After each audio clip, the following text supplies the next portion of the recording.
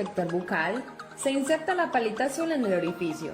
Luego, colocas un vaso con agua en el microondas por 1 minuto aproximadamente. Después, sumergimos el doble protector bucal en el agua de 30 a 40 segundos. Eliminamos el exceso de agua y finalmente se inserta en la boca. Se va moldeando con los dedos hasta conseguir la forma de tus dientes y listo, queda perfecto para usar.